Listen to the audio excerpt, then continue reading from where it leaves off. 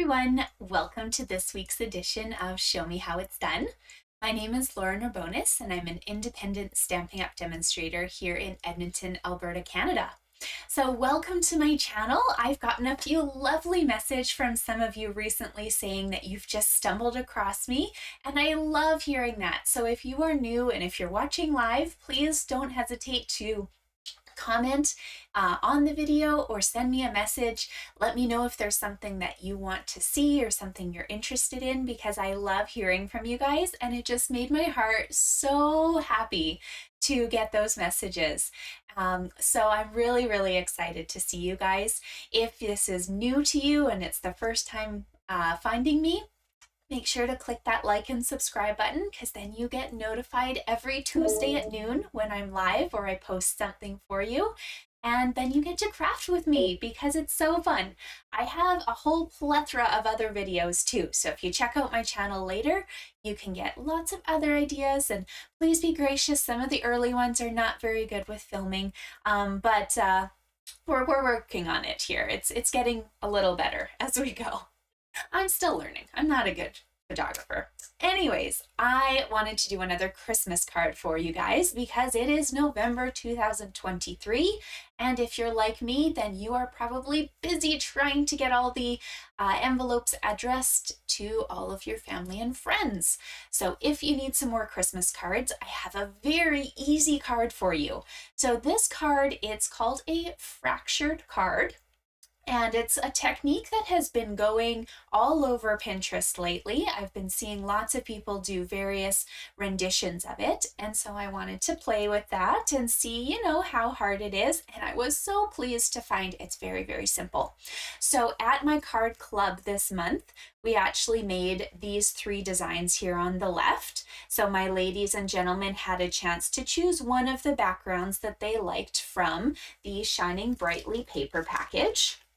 But that paper package is filled with not only these gorgeous vanilla and gold designs, there are some Night of Navy and gold designs too. So I thought for today's video, I would use one of those sheets and show you how you could really use any of these papers to make your card. Okay, so hi Kathy, nice to see you. Thank you.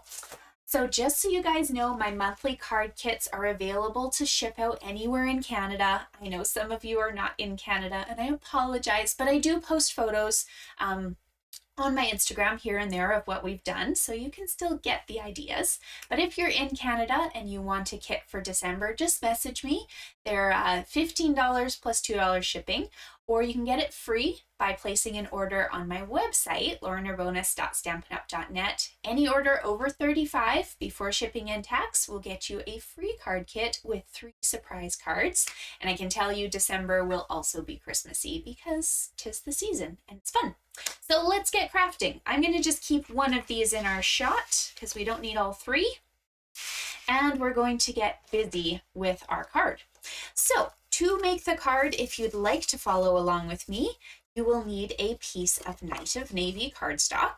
I've cut this at 5.5 by 8.5, and I put a little score mark down the middle at 4 1/4. So that will give you a perfect card front that opens to the side. On the inside of my card, we might as well do that now. We're going to add a piece of very vanilla. So I found that you can use white, absolutely, but because the vanilla and gold piece in the paper package was already quite defined, I went with that and just kind of kept vanilla going for the rest of my projects. So this piece is going to be 4 inches by 5 1/4, and it can get attached with just any flat adhesive. So if you've got tape, if you've got seal, if you've got glue, whatever you are most comfortable with is going to be what you'll need to grab. Okay, so I have not had gel nails in a long time, and I decided to go crazy and get some fun ones done by my friend Holly here in Edmonton. She did an adorable job, but I have to use my Take My Pick tool to get my backings off now because I can't reach under the adhesives with my nails. So this is new to me, and it might be a good thing because I have to slow down a little then. All right. When you're done your card, you can always come back and add a sentiment inside this card. But I often find that I like to do card designs, and then I come back and I stamp the insides once I know who the card is for. Just because some people, I need the entire space to be able to write on, and some of them it's quite easy to come in here and add like a sentiment or a star. So the Stars at Night stamp set is the one that would complement our card most directly, because we're using the Stars at Night dies for the front.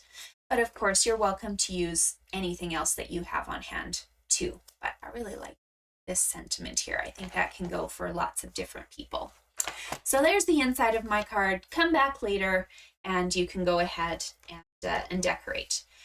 Now I'm going to move this base to the side because I need to do my next steps just on my piece of designer series paper. And we'll let the camera decide to focus. There we go. Because it's too shiny. Sometimes my gold foils, the camera's like, I don't know what to do. So your gold or your navy or your ivory designer paper, you're going to cut at 4 inches by 5 1/4. You're going to cut yourself 4 little strips of cardstock. So for my navy card, I'm using navy cardstock. These are 1/4 inch wide. And then you just need to give yourself enough space basically to kind of go across most of the card. So these are 4 1/4, but they can be a little shy or they can be longer. Just use whatever scraps you have. This is a great use for those cutoffs when you're prepping cards and stuff. So 4 of them is what you will need. And you'll use ivory if you're doing the ivory card base and navy if you're doing the navy one, okay?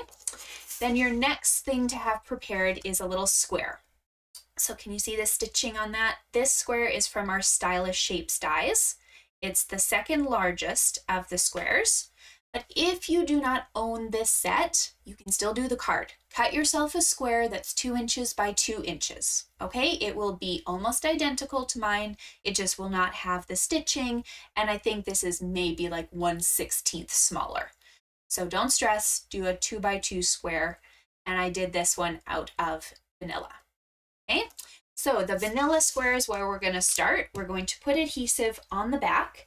And I know usually we like to pop things up, but we're not on this level. Right now, we just need to put some adhesive that's flat. So tape, seal, glue, and we're going to get our square put into place, okay? I'll do one. Want it nice flat on the card front. Okay. So this little square, you're going to try and put as close to the center of your card as you can. It does not have to be perfect, so don't worry about getting a ruler out and stressing about it because we're working around the square, not the other way around. Everything goes around your square and you're just kind of making sure it's as close to the center of your workspace as you can. Now this looks really weird. You're like, this is not a lovely looking card, but let me show you what makes it so beautiful and so amazing. So these 4 little strips are going to make your card come to life. I've already put little thin strips of tape on the back of mine. I had 1-inch strips of double-sided tape, but you can use glue or whatever you need. I just figured it's going to take me a little second here to get these working. Okay, so strip number 1. Technically, you can start anywhere you want, but I love working just kind of like at the top of my project and then around. So let's pretend this is a compass. We've got north, east, south, and west. I'm going to line up the tip of my first little script to the west corner. And then the rest of my strip just lies right along the edge of my square. Okay, so I've matched up those 2 edges and I've leaned the rest of the strip along the square edge. Press this down and it will come off your paper a bit. That's okay. We will trim all those ends off at the end. So now, if you've decided to start somewhere else, that's okay. Just need to remember to go in a clockwise orientation, okay? So I started first at the west corner Next, I'm going to find north. I'm going to line my little strip, just a tape, there we go, up to that corner, which means it will butt up against my initial strip and rest alongside this square. Okay, press that down once you're happy. Sits in place. And then we're going to keep going. So just going in a clockwise position. My next stop is going to be east. And we're going to line up the edge of my strip with that tip, lean it along the square, and finish it off. It's looking so fun. Okay, last but not least, need one more. This is the one that's so tempting to switch, because you're like, oh, okay, I've done something up, now I want to go down. No, you don't want to go down. Keep going up, keep going in a clockwise rotation. I'm going to line up this edge into this little cradle here and finish off with our fourth section. Here we go. It's hanging over, but that's what you need. This is our card at the moment. Hello, Janice. Oh, I love that you've never seen this. I had not seen this probably up until about, I want to say even just 2 months ago. And then all of a sudden it was everywhere. And I figured I had to learn how to do it. Okay, turn this guy over. And we're going to snip these off because you don't need them. Okay, so I had one good suggestion at my class. Somebody was wondering, what happens if you keep all of these pieces? Could you use them to create more angles on your card? And I would say absolutely. So if you wanted to sit here and you wanted to kind of piece into place some random section here or here, that is completely up to you. I'm not going to do that on this card, but my friend Garcon, he had the great idea of like maybe taking these pieces and making this card a bit more random. So if you want to do that, you can. If not, just recycle them. Okay, now we can take this piece and we're going to pop dimensionals on the back and put it onto our nice card base. Okay, so dimensionals coming in handy. Just like to make sure my whole perimeter is covered. Throw in a couple extra for support. Okay.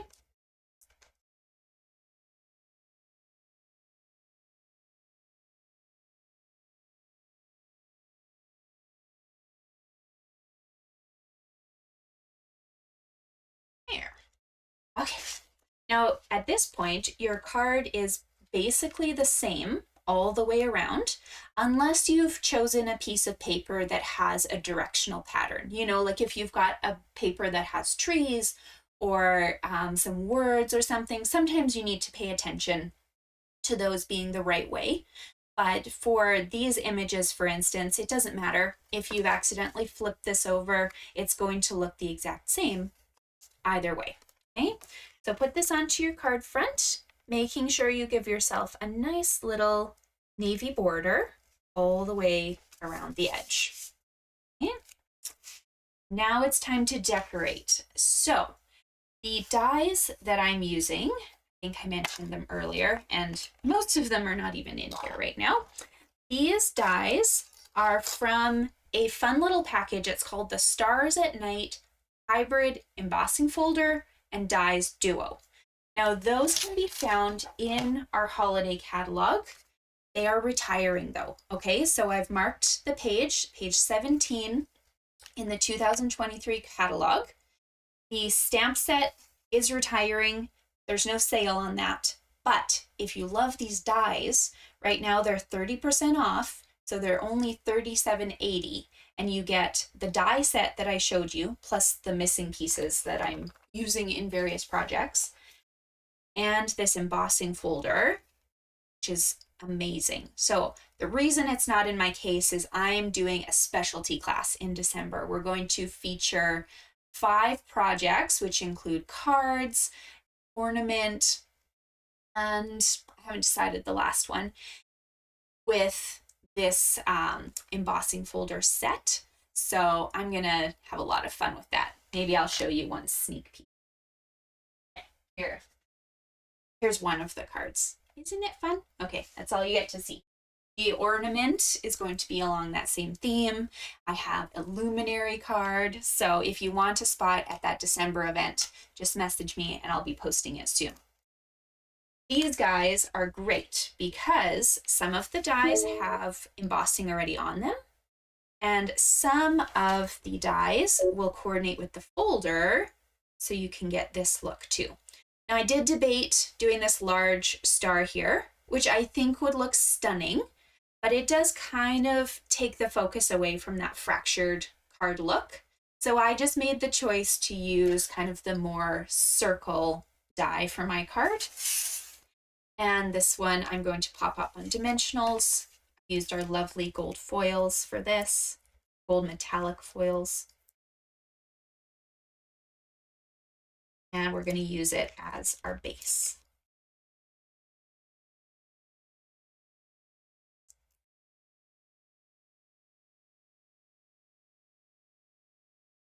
Then you get to just go crazy. There are so many different stars in this set, and you can choose whatever works for you. There's long stars, short stars, fat stars. So I just went with kind of a new little, I don't know. This one you'd probably have to layer if it was on its own, but just an assembly line of stars. You can do this in whatever way you want. And I really liked these small stars. Oops, sorry. They kind of look like the gems that were part of the suite already, but unfortunately those have sold out, so they're discontinued. But you could use these in place of them for a project. There we go. There's your card. Dun, dun, dun, dun. Now you might be looking at it and you're like, oh, but what if I want a sentiment? Okay, so here is one more rendition of this card where I could have easily used this large circle as well, but I kind of wanted one of the taller stars to try it out. I did this one instead. So what I changed with this card is I didn't use a foil background. I used navy, and then I embossed it with the beautiful Stars at Night folder. And I chose to use the patterned designer paper in my square instead. Then I used some bright gold foil because I wanted it to kind of come alive. And I did have the chance to use a sentiment on this card. So this one I'm not going to show you, but it does how to do it. It basically would have the exact same procedure. You're just choosing different elements to add to the card. So you guys can tell me which one you like best. Here's a few other choices too. Tell me which one's your favorite, because they are all so fun. I feel like I could do more and more with them. I could even play with these long, beautiful, large stars too. That would probably look stunning. Either way, there's so many things. Hopefully you have a chance to play with this technique. And I am so excited to see you guys again next Tuesday for another edition of Show Me How It's Done. Bye. Oh, sorry, I'm reading Janice. Yes, you probably do want to get them. They're great. All right, see you guys.